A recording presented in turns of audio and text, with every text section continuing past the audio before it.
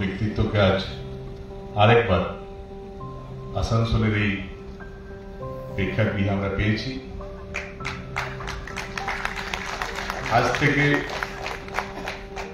প্রায় 1 মাস আগে আমরা যখন ওনাকে অ্যাপ্রোচ করি যে cultural and literary forum of Bengal আসানসোলে একটা অনুষ্ঠান করে ওনাকে লাইফ টাইম অ্যাচিভমেন্ট অ্যাওয়ার্ড দিতে চায়, উনি সম্মতি দিয়েছিলেন এবং পরবর্তী ক্ষেত্রে ভারত সরকার পদ্মশ্রী পুরস্কারে ওনার নাম ঘোষণার পর আমরা আরো গর্ববোধ করি যে আমাদের চয়েস একদম ঠিক ছিল, সঠিক ব্যক্তিকে আমরা আসানসোলে আনতে চেয়েছিলাম। এবং আমি আমাদের আরো যারা কলিগ আছে তাদের সঙ্গে কথা বলছিলাম যে এবার কি হবে রে, পদ্মশ্রী পুরস্কার ঘোষণা হয়ে গেল, এবার কি আসবেন? তার 2 দিন পর ওরা বললো যে অবশ্যই আসবেন, শুধু বলেছেন যে 4 তারিখ আসতে পারবো না, 3 তারিখ আমাকে দিল্লি যেতে হবে, 4-এর বদলে 7 তারিখ আসবে। এবং 6 তারিখ কাল অব্দি আমরা আশঙ্কায় ছিলাম যে কি হবে, এবং কাল রাত্রে আমাকে কনফার্ম করলো যে না 7 তারিখ আসছে। উনি নিজে যখন ফেসবুক থেকে পোস্ট করলেন যে হ্যাঁ 7 তারিখ আমি আসানসোল আসছি, তারপর আমরা না ঠিক।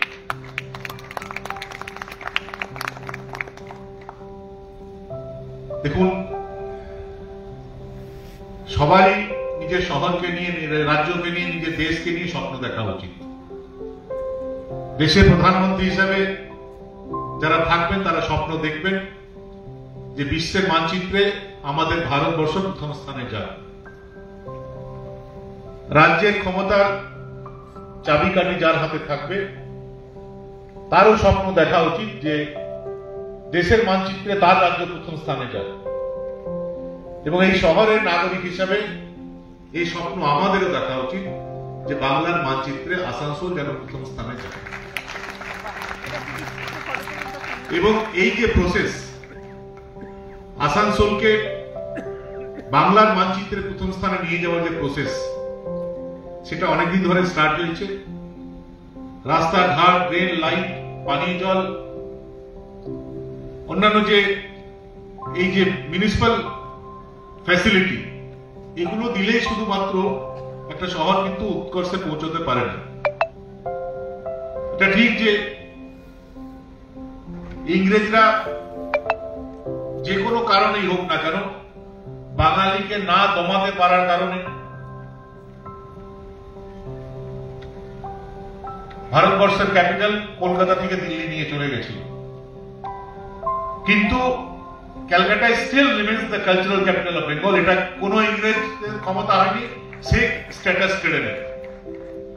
এবং আমরাও আসানসোলে কাজ করার প্রসেসের মাধ্যমে আমরা বরাবর চেষ্টা করেছি যে কলকাতার সঙ্গে যেন সমকক্ষ আমরা পৌঁছতে পারি।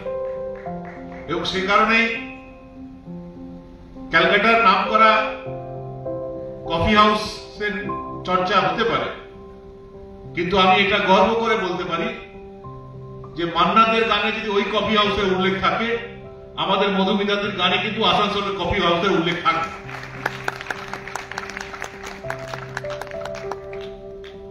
এবং আসানসোল, আমরা সবাই এটা বলি যে সিটি অফ ব্রাদারহুড, কিন্তু এই 4 দিন আমরা ফিল করলাম যে Asansol should be the land of cultural activities also.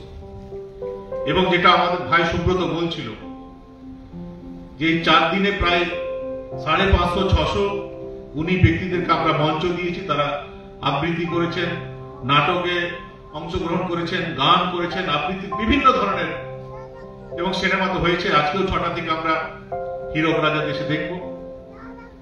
এবং যেটা প্রথম দিন থেকে আমরা বলেছিলাম যে কবিগুরু যে স্বপ্ন দেখেছিলেন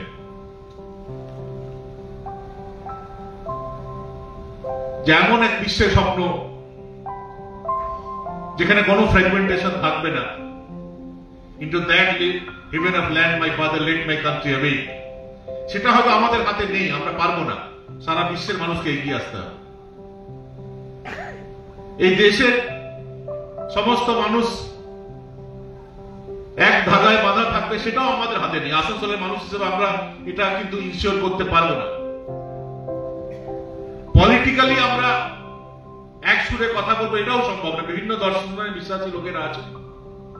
কিন্তু যেটা আমরা পারি যে কালচারাল যে ফোরাম, সেখানে বিভিন্ন ধর্মের, বিভিন্ন বর্ণের, বিভিন্ন ভাষার, ইভেন কি ভিন্ন পলিটিক্যাল দর্শনে বিশ্বাসী লোকেরাও যদি এক মঞ্চে আসে তাহলে কিন্তু অনেকটা আমাদের রাজ্য এগিয়ে যায় এবং এটা সম্ভব। এবং প্রথম দিনই আমরা বলেছিলাম যে আমাদের কালচারাল লিটারি ফোরামের লক্ষ্যই হলো সবার জন্য মঞ্চ প্রদান করা। আমরা ওরা থাকবে না, সবার নিজের কথা বলার অধিকার থাকবে। এবং গতকাল আমাদের দেবদূত ঘোষ এসেছিলেন, তিনি তো লেফটেন্যান্টের ক্যান্ডিডেট ছিলেন এবার ব্যারাকপুরে, উনি এসেছিলেন, ওনার ছবি আমরা দেখিয়েছি। অগ্নিমিত্রাজি এসছেন, উনি একটা রাজনৈতিক দলের রাজ্য স্তরের নেত্রী। আরো বিভিন্ন দর্শনে বিশ্বাসী লোকেরা আমাদের সঙ্গে যুক্ত হচ্ছে। আমাদের যে কলকাতায় আমরা অনুষ্ঠান করেছিলাম, সেটাতে সায়রা হালিম, যিনি দক্ষিণে লেফটে ক্যান্ডিডেট ছিলেন, তিনি ছিলেন, উপস্থিত ছিলেন। আমাদের টিম মেম্বার যারা আছে তাদের মধ্যে বিভিন্ন যারা আমাদের সুব্রত ছোট থেকে দেখছি ডিওয়াইএফআই করে এসছে। কিন্তু আমরা একটা সিদ্ধান্ত নিয়েছি যে একটা মঞ্চ হোক, যে মঞ্চে নিজের ধর্মীয় বিশ্বাস, ধর্মীয় চিন্তাধারাকে দূরে সরিয়ে রেখে সবাই নিজের কথা বলতে পারবে।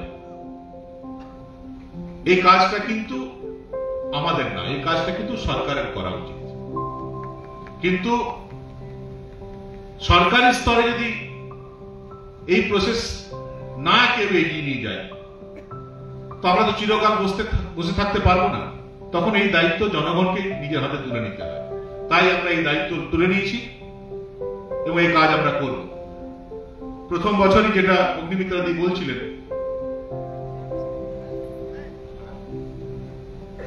ব্লেম করা হয়ে যাবে, কিন্তু এটাও ঠিক। এই রবীন্দ্র ভবন বর্তমান যে অবস্থায় দেখছেন, এটার পিছনে সামান্য হলে আমাদেরও অবদান আছে।